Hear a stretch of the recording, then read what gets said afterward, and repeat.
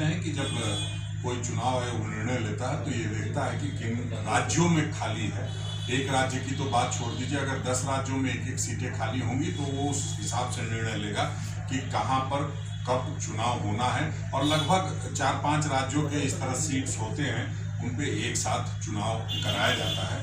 हम समझते हैं कि चूँकि कोरोना का दौर है और इसमें बहुत सारी चीज़ों पर मुश्किल आ रही है, तो इस वजह से चुनाव आयोग निश्चित रूप से सोच समझ के निर्णय लेगा और दोनों सीटों का कब चुनाव होगा वो बेहतर तो चुनाव आयोग। आप लोग के हिसाब से क्या एक ही बार होना चाहिए? हम लोग बिल्कुल चाहते हैं कि जो समय अवधि है उसके दौरान चुनाव हो जाना चाहिए। उसमें अगर सहूलियत चुनाव आयोग को देखना है, राज्य सरकार की तरफ से कहीं कोई दिक्कत नहीं है, लेकिन चूंकि कोरोना का समय है उसमें चुनाव आयोग को निर्णय लेना है। लेकिन जब भी हो तो दोनों हो जाए, कहीं कोई दिक्कत नहीं।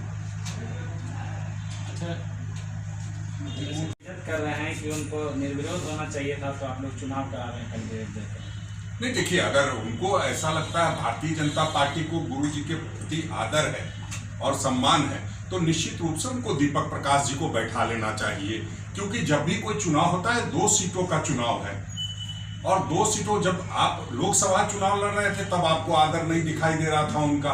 हमने तो आदर किया है कि अपना उम्मीदवार उतारा है और दोनों आदमी के गुरु जी के सहमति से, गुरु जी के आशीर्वाद से शाहजादा अनवर जी को राज्यसभा का उम्मीदवार बनाया गया है।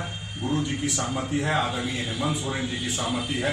हमें ये नहीं समझ में आता कि हम कुछ भी कर रहे हैं उनके पेट में दर्द क्यों होता है, घबराहट है। कहीं ना कहीं उनको लगता है कि झारखंड के जो विधायक हैं अंतरात्मा की आवाज पर वोट देंगे, और जिस तरह से हेमंत सोरेन जी की सरकार ने प्रवासी मजदूरों को ट्रेन और प्लेन से लाने का काम किया है, उससे कहीं प्रभावित होकर के विधायक जो हैं अपने अंतरात्मा की आवाज पर प्रवासी मजदूरों को केंद्र बिंदु में रख करके वोट दे दिए, तो निश्चित रूप से जो हमारे दोनों उम्मीदवार हैं आदरणीय शिबू सोरेन जी और शाहजादा अनवर जी, दोनों राज्यसभा पहुंचेंगे।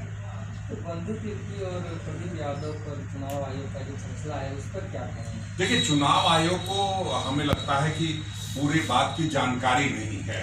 चुनाव आयोग को जब भी कोई निर्णय लेना होगा तो निश्चित रूप से जो झारखंड विधानसभा के अध्यक्ष हैं उनके निर्णय के ऊपर डिपेंड करता है चुनाव आयोग का निर्णय।